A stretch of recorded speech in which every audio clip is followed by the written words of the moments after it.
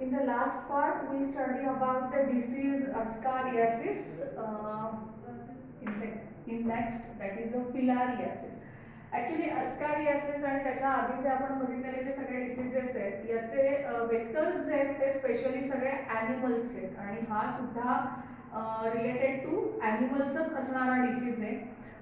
Phylum नेमॅटोडा किंवा नेमॅहेल्मिंथस या गटामधून येणारा जो मायक्रो ऑर्गॅनिझम आहे याच्या सहाय्याने होणारा हा डिसीज आहे फिलारियासिस. मराठीमध्ये आपण याला हत्तीपाय असं म्हणतो. स्पेशली पॅरासायटिक आहे आणि मग मोस्टली ट्रान्सपोर्टेशन होतं त्याचं लार्वीमधून आणि त्या लार्वी आहेत त्या मॉस्किटो लार्वीज आहेत.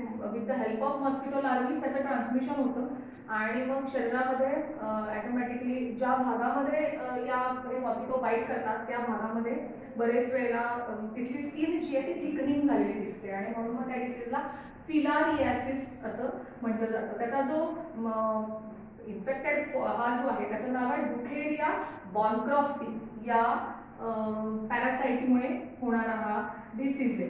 आता त्याचे पुन्हा 3 प्रकार पडतात. म्हणजे या डिसीजमध्ये फिलारियासिसमध्ये 3 कॅटेगरीजमध्ये तो फिलारियासिस डिवाइड केला जातो. एक म्हणजे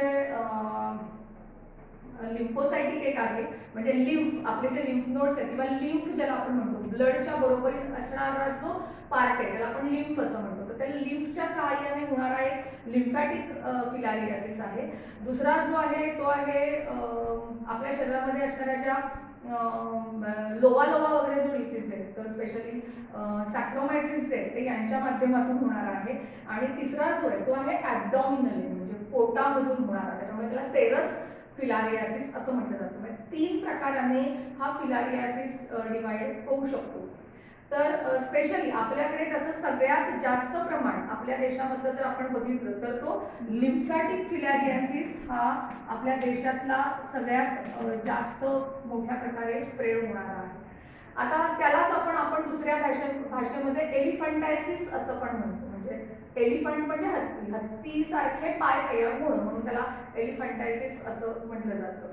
आणि त्याचा जो हा मेन आहे तो बुथेरिया बॉनक्रॉफ्टी हा त्याच्यामुळे होणार आहे. सिम्पटम्स काय काय दिसून येतात नॉर्मली जर त्याचे आपण सिम्पटम्स बघितले तर काय काय आहे.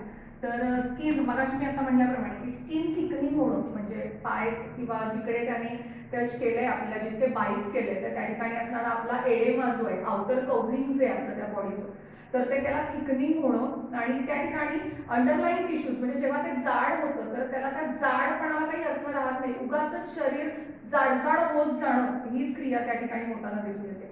मोस्टली कुठल्या पार्टवर तो अफेक्ट होतो म्हणजे या आजाराची प्रमुख ठिकाणं जर आपण बघायला गेलो तर कुठे आहे तर आपले आर्म्स म्हणजे खांदे आपण जे म्हणतो, त्याचबरोबरीने लेग्स म्हणजे पायाकडे त्याचे साऊथ पार्टमध्ये जर तुम्ही गेला म्हणजे साऊथ इंडियाकडे तुम्ही गेला तर त्या एलिफंटायसिसचं प्रमाण बऱ्यापैकी जास्त असलेलं दिसून येतं कारण पायांच्या दिशेने त्याचं हे जास्त आहे. त्याचबरोबर अवर ब्रेस्ट म्हणजे छातीकडे सुद्धा काही वेळेला हा स्प्रेड होतो. आणि चौथा जो आहे तो म्हणजे इन मेल केस स्क्रॉटम म्हणजे जिकडे आपले टेस्टिस आणि ओव्हरी आहेत पुरुषांच्या तर त्या ठिकाणी स्क्रॉटम हा जो टिश्यू तयार करणारा म्हणजे ड्रॉप्स तयार करणारा जो पार्ट आहे त्या स्क्रॉटममध्ये सुद्धा या एलिफंटायसिसचं प्रमाण असलेलं दिसून येतं. पूर्णपणे लिम्फॅटिक आपली सिस्टीम जी आहे. आता लिम्फ्स म्हणजे मागच्या वेळेला आपण एक्सप्लेन केलं होतं की ब्लड आणि ब्लडच्या बरोबरीने आपल्या शरीरामध्ये येलोइश कलरचं असणारं जे लिक्विड आहे त्याला आपण लिम्फ असं म्हणतो.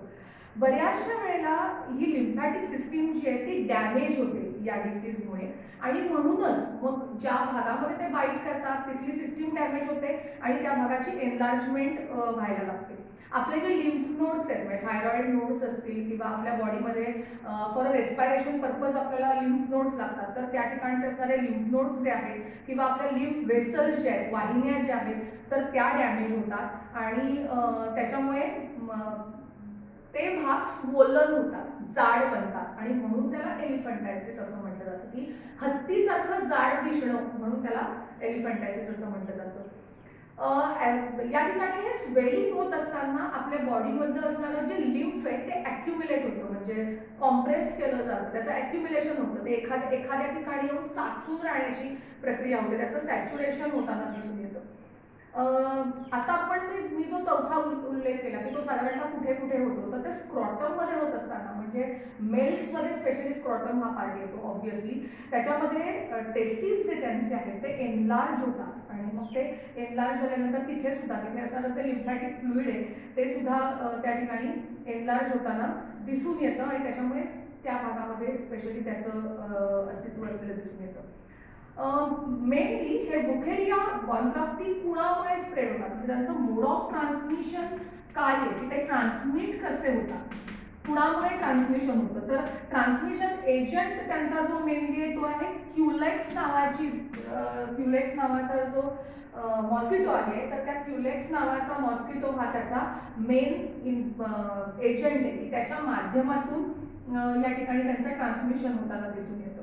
ज्या वेळेला लार्वी बाहेर येतात अंडी फोडून, मॉस्किटोची अंडी फोडून ज्या वेळेला लार्वी बाहेर येतात त्यावेळेला ती बाहेर आल्यानंतर ह्युमन स्किनकडे अटॅक होतात. म्हणजे ह्युमन स्किनला जर त्यांचा स्पर्श झाला तर तिथे त्या स्किनमधून ते पेनिट्रेट होतात, म्हणजे आतमध्ये बॉडीमध्ये प्रवेश करतात आणि पेनिट्रेट झाल्यानंतर लगेचच्या लगेच झालं का, म्हणजे डासांची अंडी आत गेली आणि लगेच एलिफंटायसिस झाला असं होत नाही.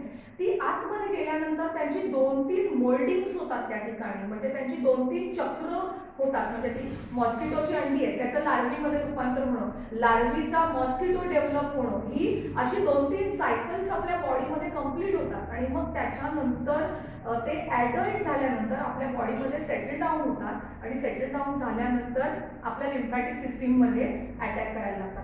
याचा साधारणतः जर आपण ड्युरेशन बघितलं तर 18 to 16 मंथ्स एवढं ड्युरेशन आहे. म्हणजे मॉस्किटोनी अटॅक केल्या लगेच 8व्या दिवशी एलिफंटायसिस झाला असं होत नाही, तर आपण सगळेच जण एलिफंटायसिसने मरू, एवढ्या पटकन एलिफंटायसिस होत नाही. त्याला मोल्डिंग सुद्धा प्रत्येकाच्या शरीरामध्ये होत नाही. त्याच्यामुळे ज्या व्यक्तींच्या शरीरामध्ये हे मोल्डिंग होतात, एलिफंटायसिसची लक्षणं दिसायला पुढचे साधारणतः 8 ते 16 महिने जातात. म्हणजे जवळपास आपण वर्षाचा कालावधी धरूया की 1 वर्षानंतर साधारणतः एलिफंटायसिसची लक्षणं दिसायला लागतात.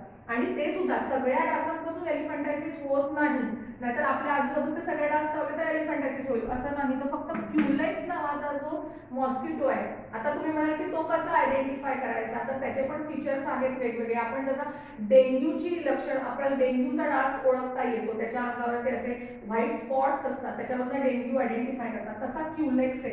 क्युलेक्स हा एक विशिष्ट लेव्हलला उडणारा डास आहे. तो फार हाय लेवल, म्हणजे फार उंचीवरनं उडणारा नाहीये आपल्या शरीराच्या, आणि शक्यतो तो कमरेच्या खालच्या भागाकडेच तो उडतो, त्याच्यामुळे त्याच्या उंचीचं प्रमाण जास्त नसतं, तर तो डास क्युलेक्स असतो.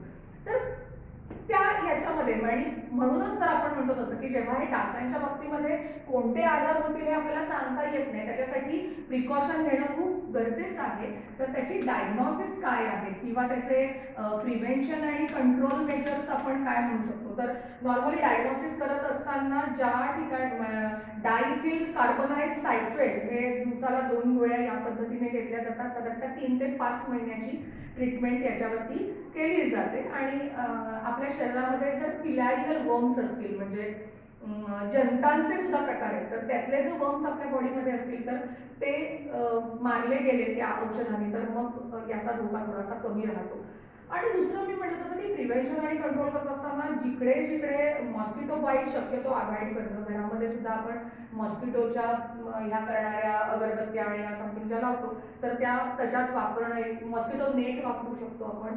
किंवा दुसरी मेन थिंग आहे ते इन्सेक्ट रिपेलंट्स आपण खूप सारे बेगॉन अँड सो ऑन असे मार्केट्समध्ये खूप अवेलेबल्स आहेत ते जे मॉस्किटो किलर्स आहेत, तर ते तुम्ही तुमच्या याच्यामध्ये अवॉइड करू शकता.